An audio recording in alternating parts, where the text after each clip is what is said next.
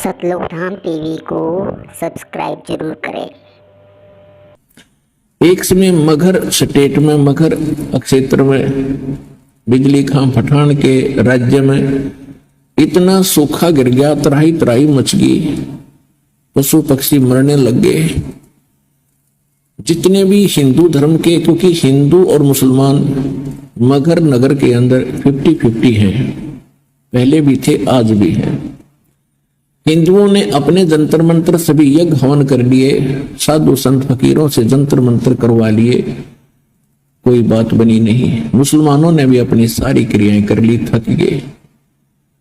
अब तो मृत्यु शेष नजर आवत थी। उसी समय किसी ने बता दिया कि काशी शहर के अंदर एक महान पुरुष रहते हैं, कबीर नाम है उनका, यदि वो रजा बख्श देंगे तो वर्षा हो सकती है, तुम्हारा जीवन रक्षा हो सकती है। वीरदेव सिंह बघेल ने 2 नौकर भेज दिए, सैनिक भेज दिए, सिपाही, और किसने, बिजली खां पठान ने 2 सैनिक भेज दिए काशी में। और वीर सिंह बघेल वहां का नरेश था, उसके नाम चिट्ठी लिख दी कि आपके शहर में कबीर नाम के कोई महापुरुष है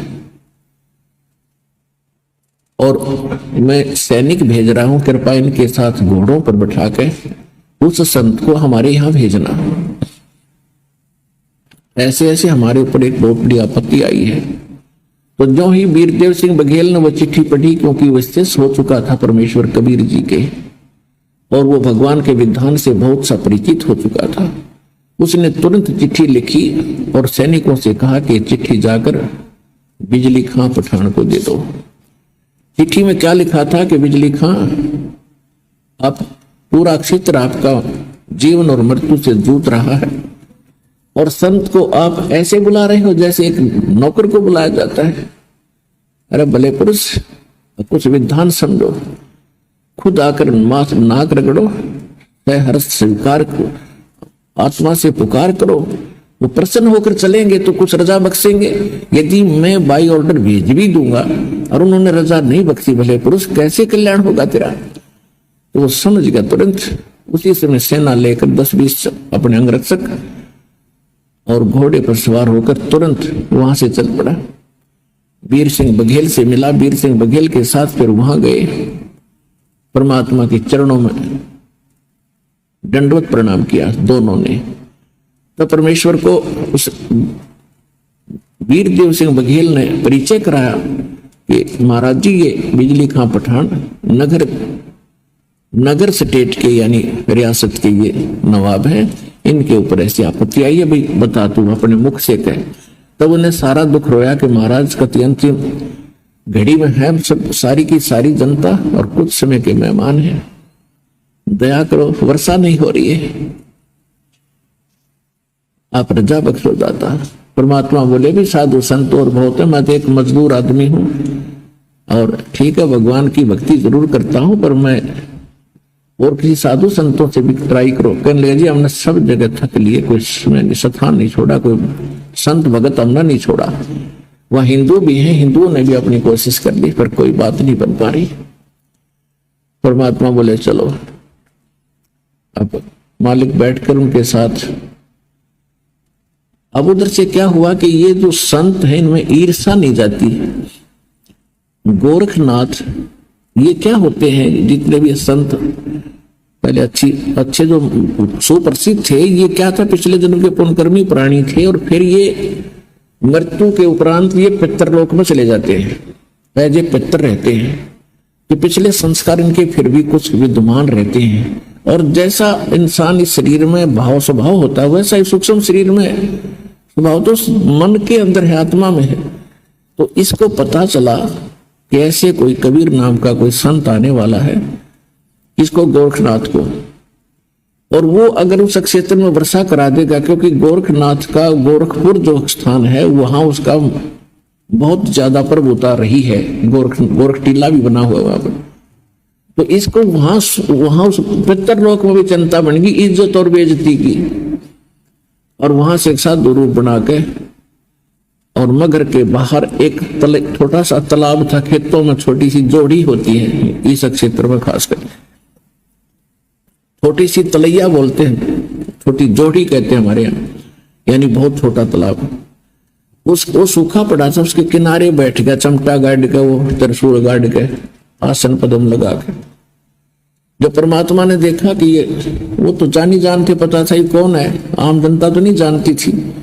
परमात्मा ने कहा कि वीर बिजली खां, घोड़ा रोको रोको रोको। सारे रुके। अरे महापुरुष आए तुम्हारे, आप ही, इनसे अर्जी नहीं लगाई तुमने? ये तो पता नहीं क्या करते हैं, ऐसे पहुंचे हुए सदपुरुष है।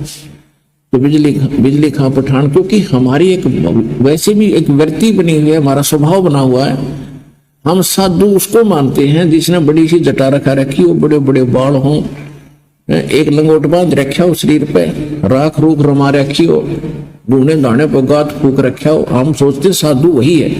तो परमात्मा ने सोचा था इनका फेर फड़कना रह जाए, देख लिया था साधु सब ने, वीर सिंह बघेल ने भी देख लिया था कि बैठा है। तो परमात्मा को पता था इनके मन में दोष रहेगी कि इससे ना होगा तो इससे करवा लेंगे, तब तक वो करे नहीं जब मन में दो भाव रहेंगे तुम्हारे। तो परमात्मा ने सोचा पहले यह फड़क निकलवा दें इसकी। तो उन्होंने कहा कि बिजली खां पठान ने, अर्ज करो इनसे, ये तो कुछ भी कर सकते हैं, ऐसे सिद्ध पुरुष देख लो, इनके चेहरे से लगता है बड़े पहुंचे हुए महापुरुष है। अब सुना के कह रहे थे गोरखनाथ को, गोरखनाथ भूल गया, डोडा हो गया। अग्यू तक मना संत संत पाए तो मन ने सरा मेरे को प्रशंसा कर रहे थे। तो वीर सिंह बिजली खां पठान ने जाके प्रणाम किया, कहा कि महाराज ऐसे ऐसे बुरा हाल हो गया हमारा, त्राही त्राही मच गई है, काफी समय से वर्षा नहीं हो रही है, दया करो वर्षा करा दो, कोई जल व्यवस्था करो। गोरखनाथ जी उठे, वो त्रिशूल गाड़ रखा था जमीन पर, वो निकाला, उस जोड़ी के बीच में जाकर त्रिशूल मारा ऐसे जमीन में और फिर निकाल दिया। उसमें से एक जल स्रोत निकला और वो तलैया भरगी, वो तलैया भरगी, वो तलैया भरगी। तो परमात्मा बोले कबीर जी देखो भाई रे, तुम कहाँ घूम रहे थे, तुम्हारे गांव के गोरे बैठे महापुरुष जो कर दिया ना पानी पानी। वीर सिंह वो बिजली खां पठान कहने लगा महाराज उस सिद्ध पुरुष से कि महाराज इससे तो एक दिन के भी पशु ना तृप्त हो सकते, वर्षा कराओ दाता। तो गोरखनाथ क्या कहता है कि तुम्हारे भाग्य में वर्षा नहीं है, तुम्हारे पुण्य शेष नहीं है, अभी तो 2 वर्ष वर्षा और नहीं हो सकती, आपके वहां कोई पुण्य नहीं है इस क्षेत्र के लोगों के, और मैंने ये अपने कोटे से दे दिया। और कोई ज्यादा तुम्हारे पास कोई समर्थ है तो उससे बात कर लो जाके, यानी अपने तो बढ़ाओ, किससे नहीं माना था ताकतवर, हो गया फ्यूज। अब वो उनको पता लगी गया था कि इससे काम काज क्या चलेगा, एक सारे पशु एक बार पी जाएंगे इसको। तो तब उनकी फड़क निकली और कहा भगवान आप दया करो। कौन? वो बिजली खां पठान और साथ में नगर के लोग भी आगे काफी पता लगा महाराज आन लग रहे हैं, सारे निकल के आगे तो मरे सब कुछ भूखे प्यासे। तो परमात्मा बोले भाई ठीक है, मैं तो एक भगत आदमी हूं, अर्जी लाऊंगा भगवान तो जब सुन ली तो मेरी। जहां वो बैठा था गोरखनाथ उससे 100 फुट दूरी पे परमात्मा बैठ गए ध्यान मगन होकर, एक सिर्फ लीला कर रहे थे और कहा भी तुम अपने घर में जाओ सारे, मैं अर्जी लाऊंगा जब मेरी सुन ली तय। ये कैसे जाओ? सबके पैरों तले की धरती खिसेगी कि में वर्षा उर्षा हो तो चलना। अरियो महाराज दाड़े बैठ गया, आगे भी ना चलता। परमात्मा बोले तुम जाओ भाई, ना रास्ते में भीग जाओगे, बच्चे भी तुम्हारे साथ। उनका ना समझ में आई, कुछ चल पड़े, कुछ आसपास खड़े थे, इतने में क्या देखा नो बादल आए गरज के, काली घटा छाएगी और मूसलधार वर्षा होने आएगी, ठोक दिया सारा कुछ अक्षेत्र। बोलो सतगुरुदेव।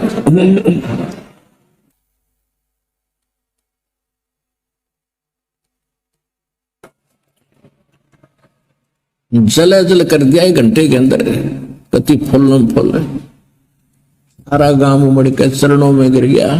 गोरखनाथ ठाकर चमटा जाता रहा अगिया कीर्ति। मैं तो कह रहा था कि 2 वर्ष वर्षा नहीं हो गई, डूंडा ठा गया इस नाथ जय समर्थ सतगुरु जो चाहे सो कर ही।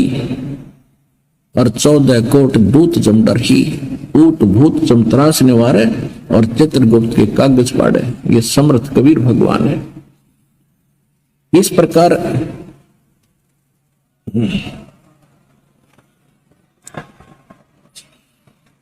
तो परमात्मा ने फिर उनको उपदेश दिया ज्ञान का, भक्ति का, अध्यात्म मार्ग का, कि भाई तुम्हारे जितने संस्कार पुण्य थे वो समाप्त हो चुके। अब तुम्हारा पूरे क्षेत्र का विनाश होना था, भूखे मर मरना था, टक्कर मार मार कर। तुम्हारे पर रहम हुई, किसी महापुरुष ने, किसी पुण्यात्मा ने तुम्हें मुझ दास का पता बता दिया और मेरी अर्ज भगवान ने सुन ली।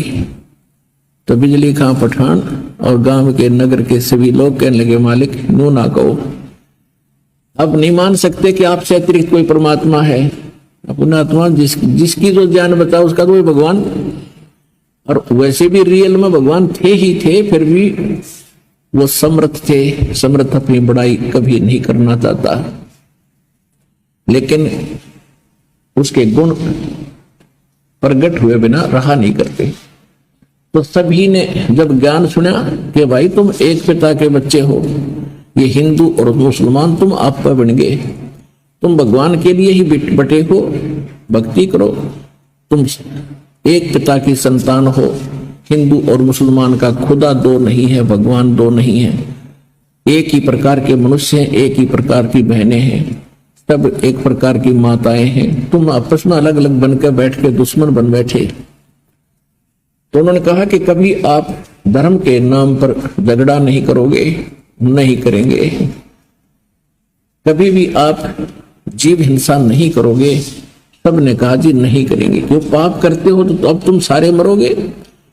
तो सब ने उस समय सारी स्वीकृति दी। फिर गांव में नगर में लेकर गए मालिक को। वहां एक व्यक्ति था, 65 साल की उम्र वाली थी, उसकी पत्नी के जो है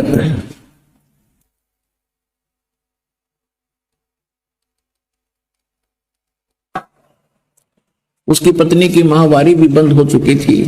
और एक का मात्र रट लगा रहा था, भगवान संतान दे। उसकी पत्नी भी रोआ बुरी तरह, भगवान औलाद नहीं, औलाद नहीं। तो परमात्मा ने आशीर्वाद दे दिया, भाई ये तो चल खिलौना दे दूंगा पर भक्ति भी कर लो। उसके 10वें महीने उस माई का लड़का हो गया। ये दास वहां गए थे पर्सनली बहुत से भक्तों को लेकर के मगहर के अंदर। तो मगहर के अंदर जब परमात्मा वहां गए हुए थे तो हमने जो पता किया उन्होंने बताया ऐसा ही जो हम सुना करते थे कि यहाँ एक पूरा मोहल्ला है, मोहल्ला यानी एक पूरी कॉलोनी है जो परमात्मा के नाम से उस मोहल्ले का नाम है। उस मोहल्ले का नाम है कबीर करम मोहल्ला। कबीर करम मोहल्ला यानी कॉलोनी। कबीर परमात्मा का, करम माने रहम, फारसी में करम माने रहम, यानी परमात्मा के रहम से बचा हुआ मोहल्ला कबीर करम मोहल्ला आज भी विद्यमान है। तो ये सुख और न्यारा दिया, और भी बहुत से परमात्मा ने ये सुख दिए। तो बिजली खां पठान और वहां के जितने थे सभी परमात्मा के शिष्य बने, हिंदू और मुसलमान।